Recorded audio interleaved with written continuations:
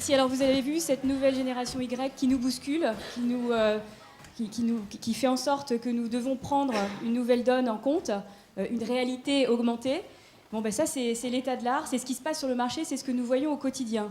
Comment est-ce que la communauté informatique réagit par rapport à tous ces chamboulements?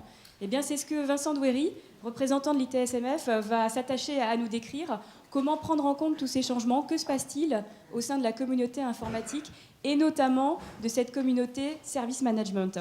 Je vous demande d'accueillir Vincent Douéry de l'ITSMF. Vincent qui est le fondateur et le directeur général d'Améthyste, un joyau du service management. Je te laisse la parole. Merci. Bonjour.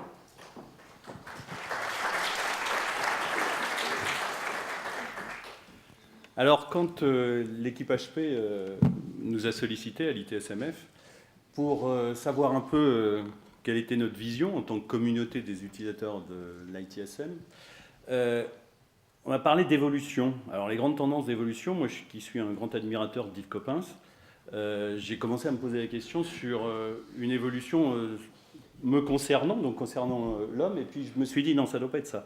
En fait, l'intérêt, c'est plutôt notre vision de l'infrastructure.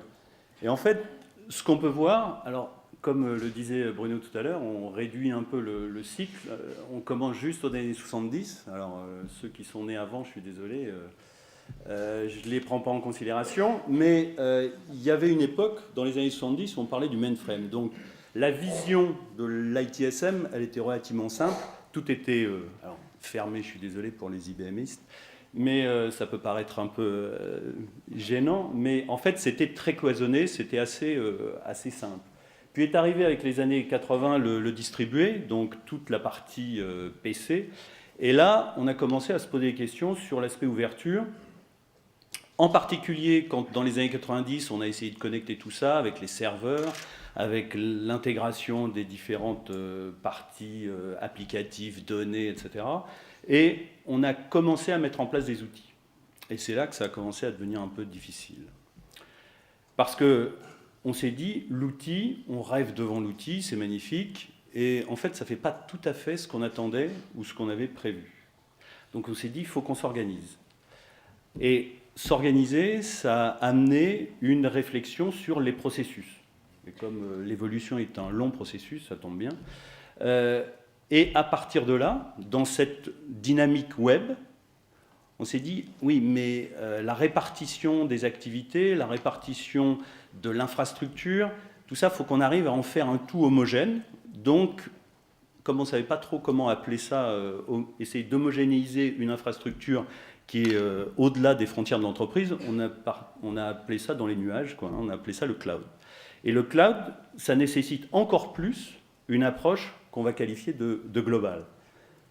Alors à partir de ça, si on reprend, alors je dirais un peu le discours de la méthode, comme dirait Descartes, on s'est appuyé sur des référentiels. Et on voit aussi, si on met en perspective, puisque Bruno parlait aussi de cet aspect mise en perspective, on s'aperçoit que depuis, en fait, la fin des années 80, sont arrivés des référentiels dits de meilleures pratiques pour essayer de justement nous aider dans la mise en place de la gestion de cette infrastructure qui devient de plus en plus complexe et de plus en plus difficile à gérer si on ne s'organise pas. Donc on a eu, en fait, à la fin des années 80, la version 1 dit-il, qui petit à petit suivait ce côté un peu distribution, c'est-à-dire c'était un ensemble de fascicules. Donc on a essayé de voir si on ne pouvait pas réfléchir à autre chose, parce qu'il y a eu un fléchissement au milieu des années 90. Et puis, à partir de là, quand je parle d'externalisation, c'est qu'en fait les Hollandais avaient pris la main, puisque ITIL est d'origine anglaise. Et en fait, ils se sont dit non, on va trouver une solution, on va trouver un modèle global, et ça a permis d'arriver à l'ITIL V2, en début des années 2000, donc ça tombait bien avec l'avènement du web que j'évoquais tout à l'heure. Puis, on a essayé de voir comment améliorer les choses, parce qu'on en était venu à faire du processus pour du processus. Comme on avait fait pour les outils, on le reproduisait, la même logique avec les processus. Donc on est arrivé à ce qu'a présenté tout à l'heure Bruno sur la notion de cycle de vie et l'avènement de la version 3, dit-il. Alors pour ceux qui sont au fait de la communauté des utilisateurs d'ITIL, c'est pas un scoop, mais sachez que comme en 2004, il y a un projet de refonte un peu, de réadaptation d'ITIL V3, et dans le courant de l'année 2011 va sortir la 3.1, pas une version 4, mais simplement un aménagement de la version qui date déjà maintenant de près de 4 ans. Et en parallèle, vous aviez des référentiels sur d'autres domaines, parce que la production informatique, certes, la production des services, la logique d'opération des services était intéressante, mais il y avait aussi des problématiques sur l'aspect projet, avec Prince 2, sur l'aspect reporting, on va dire, avec Balance Scorecard, sur l'aspect gouvernance, avec, quelquefois un peu poussé par les auditeurs ou leur comportement avec l'affaire Enron, mais disons qu'en 1996 est arrivé COBIT, qui avait vraiment été déployé en 2000. Pareil pour l'aspect projet orienté service avec CMMI. Et puis, comment répartir aussi l'activité entre une DSI et son infogérant. C'est la même chose, donc issu un peu de CMMI, mais avec ISCM. Et enfin, parce que ISO est quelque chose qui permet de formaliser la qualité dans tous les domaines, le mariage d'ISO 9001 avec ITIL, c'est-à-dire ISO 20000 au milieu des années 2000. Donc vous voyez, il y a tout un panorama de référentiels qui amène à ce moment-là une réflexion sur la manière d'aborder le mieux possible l'ITSM. Et d'aucuns pourraient considérer que c'est maintenant c'est relativement connu, il n'y a plus besoin forcément d'avoir beaucoup à se former, beaucoup de gens se sont formés en V2, V3. En fait, le marché est toujours dynamique. Et là, je vous ai représenté un peu la vision des certifiés ITIL au niveau mondial sur l'année 2010. Et en fait, ça ne cesse de progresser. Donc en fait, il y a toujours un intérêt, et la meilleure manière de mesurer cette implémentation, je dirais, d'ITIL, puisque ça, c'est pour l'ITSM le cœur de sujet qui est ce référentiel de meilleures pratiques.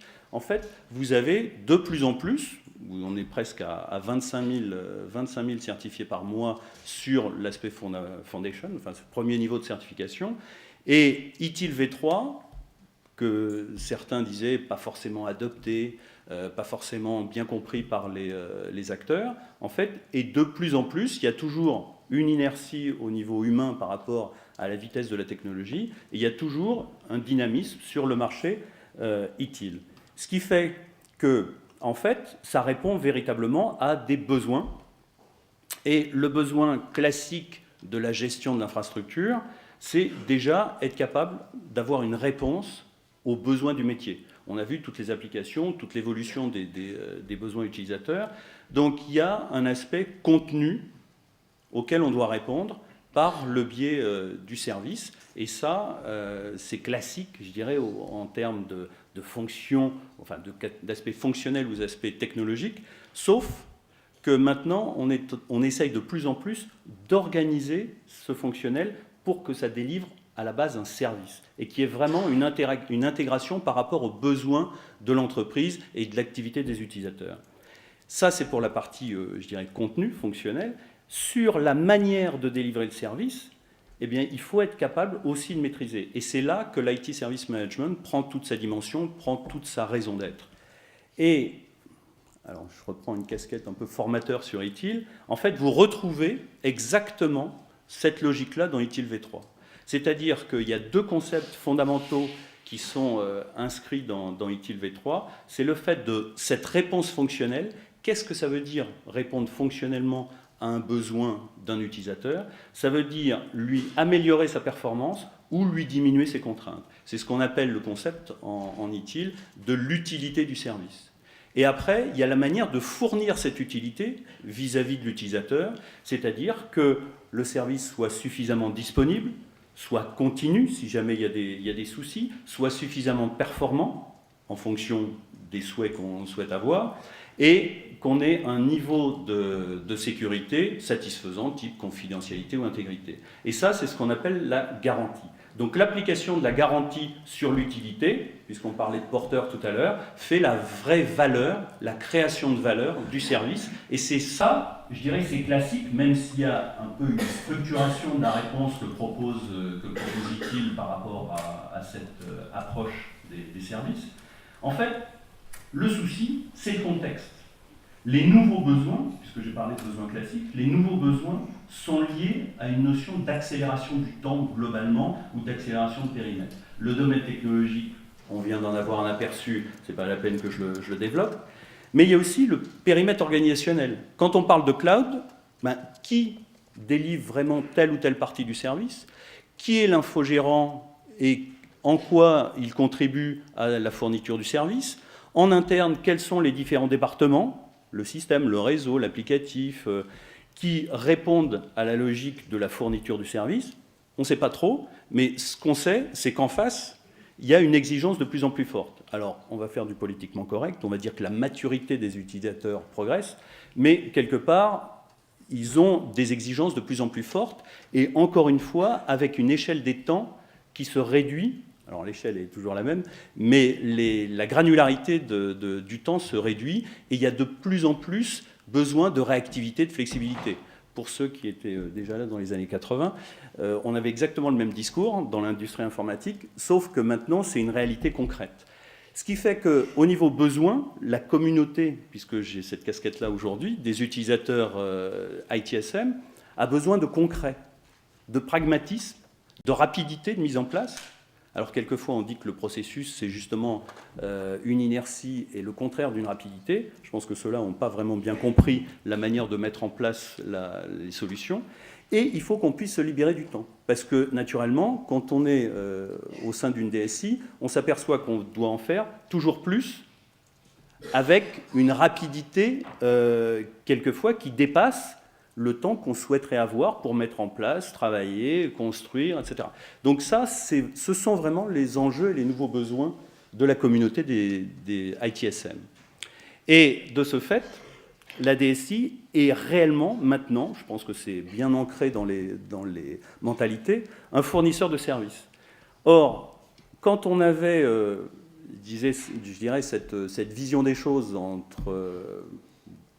je dirais, il y a une dizaine d'années et maintenant, il y avait une première phase avec ITIL V1, V2, qui était, OK, on a des difficultés à organiser, on a des activités qui sont faites, je disais tout à l'heure, par l'équipe système, l'équipe réseau, l'équipe applicative. Il faut qu'on arrive à structurer ça, à organiser ça.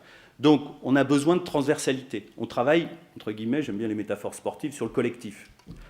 Et comme on essaye de travailler le collectif, il faut qu'on arrive à formaliser les choses, à se focaliser sur l'opérationnel. Donc on était dans ces temps reculés, puisque je parlais d'évolution, de V1, V2, avec une focalisation sur l'amélioration de l'opérationnel. Sauf qu'au bout d'un certain temps, quand on a amélioré la gestion des incidents, la mise en place des composants, on se dit, c'est bien joli, mais quand le composant, le service en tant que tel n'est pas satisfaisant, il faut bien revoir les choses, parce que je peux toujours bien exploiter un système mal conçu, mais je ne pourrais pas rendre un bon service avec ça. Donc il faut penser origine du service, et donc il y a eu cette deuxième phase avec ITIL V3, c'est de se poser la question du service dès la phase de conception, voire même de la stratégie de l'entreprise en adéquation avec le service. Et c'est ça qui a amené ITIL V3, c'est de se recentrer sur le service, de s'assurer qu'effectivement la qualité du service se pensait dès l'origine d'un projet et pas au moment de son exploitation. Excusez-moi de réinsister là-dessus, mais je crois que ça, c'est pas toujours bien passé, parce qu'on a, et c'est ça le grand défi d'ITIL V3 entre autres, c'est d'embarquer, je dirais, la partie étude, parce que la production, je pense que cette fois, c'est gagné, mais considérer le cycle de vie du service dans sa globalité et déjà penser service au moment où on conçoit les solutions service et pas les solutions fonctionnelles, justement. Donc, par rapport au petit schéma que je présentais tout à l'heure, penser garantie avant de penser uniquement utilité, ça, c'est quelque chose qui est fondamental et qui va vraiment occasionner une dynamique d'amélioration de la qualité de service au global. Alors, malheureusement, par rapport à ce que je disais sur l'inertie de l'homme, parce que c'est souvent comme ça, hein, on se focalise, c'est sûr, sur la compréhension, la vision des individus sur cet aspect-là. Il y a beaucoup de gens qui se sont dit, oula, ça je domine plus. J'avais à peu près compris ITIL V2, j'arrivais à faire de la production d'équipement, je dirais, un peu de service, c'est vrai, mais maintenant, ITIL V3, mais je fais quoi? Enfin, il y a le côté de la poule qui a trouvé un couteau, quoi. Comment j'aborde les choses? Est-ce que c'est nécessaire vraiment de passer de l'un à l'autre? J'ai bien compris qu'il fallait que je traite des problèmes d'organisation, mais je ne vois absolument pas comment les aborder.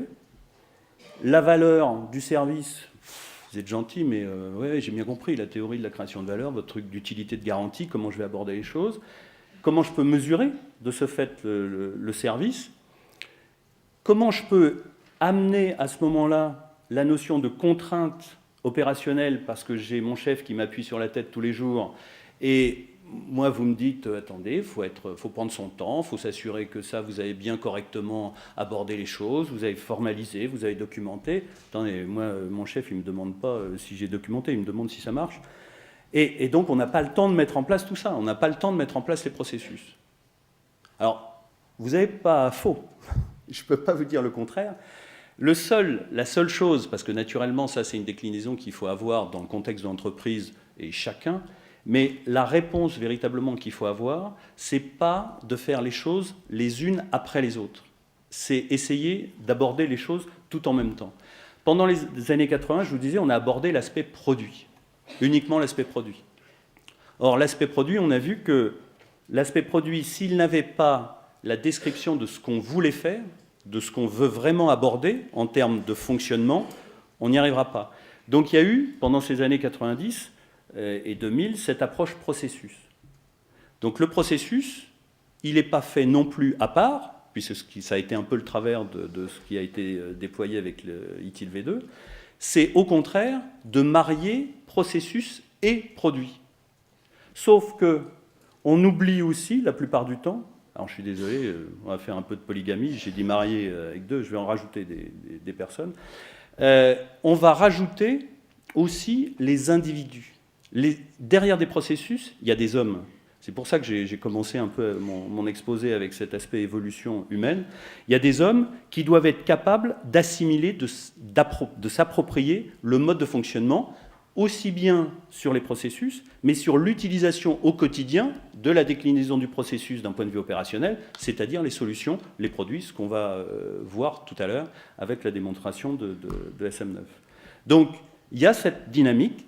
Et naturellement, ce que je vous disais en termes d'organisation aussi, il y a tout ce qui est partenaire. Ça, c'est le fameux 4P. Disons qu'on va traiter de l'organisation, l'infogérant, le mainteneur, la DSI elle-même, les utilisateurs.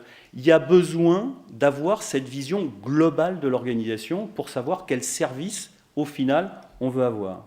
Et ça nécessite, et c'est ça qui est le dernier P, dit-il, c'est une notion de coordination, de pilotage, de management global. Et c'est comme ça qu'on peut traiter, qu'on peut aborder le sujet de la qualité de service, de l'ITSM, c'est d'aborder ces 4 dimensions plus une ensemble. Alors, je ne vais pas faire du Ségolène, mais tous ensemble, c'est quand même nécessaire, et ça serait intéressant qu'on ait cette vision en parallèle de ces 4 dimensions, sans en oublier une ou en développer une au détriment de l'autre. En fait, c'est ça la clé de la réussite sur cette approche ITSM. Puisque je parlais, j'ai axé un peu ça sur l'individu, il est fondamental, pour qu'il y ait une digestion, je dirais, de cette vision des choses. Et là, j'ai parlé de Coppens, il y a une psychologue, une psychiatre même, autrichienne qui s'appelle Elisabeth Kübler-Ross, qui a fait justement la courbe de deuil et qu'on a beaucoup appliqué au domaine du changement. Parce qu'en fait, le changement, c'est d'abord faire le deuil de l'existant. Et ça, si on n'intègre pas le fait d'accepter de se séparer de quelque chose pour construire une nouvelle vision des choses, une nouvelle solution, on aura vraiment un souci. Et tout ça tourne autour de l'individu, de l'être humain. Il est nécessaire qu'au niveau global, on ait une implication réelle du management. Alors, implication, ça veut dire, je donne les moyens, je vérifie, je regarde. C'est pas simplement, ah oui, c'est intéressant, votre projet utile. Allez-y, allez-y, je vous donne carte blanche. Ça, c'est pas de l'implication. Or, trop souvent, on a ce type de réaction et ce type de difficulté. Ensuite, si je parlais de cette approche top-down, avec l'implication du management, il y a aussi l'approche bottom-up. C'est que les opérationnels se sentent concernés par le changement. Qu'ils ne se disent pas, voilà, c'est encore quelque chose qui a été piloté par la qualité, où il faut réfléchir, ils vont encore nous embêter, pour ne pas dire autre chose, avec leurs nouvelles solutions, leurs processus, etc. Stop. Non, non. Il faut justement, alors pareil, les impliquer, mais les faire adhérer au changement pour qu'ils s'approprient cette vision des choses. Et dans la continuité de la mise en place, c'est d'arriver à mesurer les acquis. C'est-à-dire toujours, on a beaucoup parlé de quick wins, ça ne veut pas dire grand-chose, ça, quick wins. Il y a beaucoup, j'ai d'ailleurs un client à une époque qui me parlait plutôt de long loses plutôt que de quick wins, parce que lui, il était scotché sur la gestion des incidents depuis 3 ans, donc il n'y a pas l'impression que les quick wins, c'est une vraie réalité. Mais l'idée, c'est véritablement de pouvoir valoriser les actifs. À chacune des étapes, de se dire « Ah ben tiens, ça c'est intéressant, ça a permis un progrès » et on contribue à la valeur du service par chacune de ces étapes. Donc l'idée, c'est véritablement de rechercher un équilibre parmi ces différentes dimensions, et donc aussi bien sur l'aspect opérationnel, sur l'aspect financier, et le fait de prendre en considération notre capacité temporelle, si je puis dire. C'est-à-dire de se dire, ben, j'ai tant de temps pour faire ça, donc j'essaye pas de faire un processus de bout en bout absolument nickel, etc.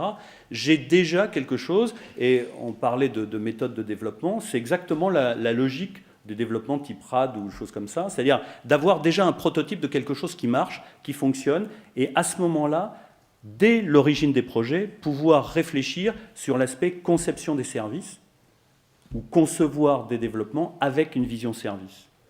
Définir dès le départ la solution service, de voir le côté architectural sous-jacent, de voir comment le système de gestion des services va pouvoir se mettre en place, comment les processus peuvent s'adapter à cette nouvelle approche service, et également intégrer, embarquer à ce moment-là la dimension métrique et mesure. C'est-à-dire que dès que je conçois le service, je vois comment je vais le mesurer et comment je peux apporter la preuve de la valeur ajoutée que je vais avoir en phase d'exploitation. Donc, une fois que j'ai bien vu, bien cerné cette partie-là, je peux le mettre en place et je peux l'exploiter après en référence aux besoins utilisateurs que je dois être capable d'améliorer et de mettre à jour de manière régulière et pérenne. Donc cette réactualisation des besoins est aussi nécessaire. Parce que si vous êtes dans l'aspect effet tunnel classique, eh bien, j'ai pensé à un moment donné répondre à un besoin, je livre le service et c'est plus du tout en phase avec ce qu'attendait l'utilisateur ou le client. Donc ça aussi, c'est quelque chose qu'apporte cette approche d'ITSM sans pour autant être hyper détaillé dans les processus, mais c'est plus une philosophie qu'une approche quelquefois un peu trop théorique et un peu trop formelle. Donc le dernier message que je voulais vous faire passer, n'oubliez pas que vous avez une conférence pour la communauté de l'ITSM cette année le 29 novembre 2011 au CNIT, comme l'année dernière, et j'espère que cette année, il n'y aura pas les différentes grèves qui nous ont un peu ralenti, je dirais, sur la progression de nos participants à la conférence, puisqu'il y avait près de 1400 inscrits et que malheureusement, il y a eu un tiers du fait des difficultés d'arrivée et de transport. Je vous remercie.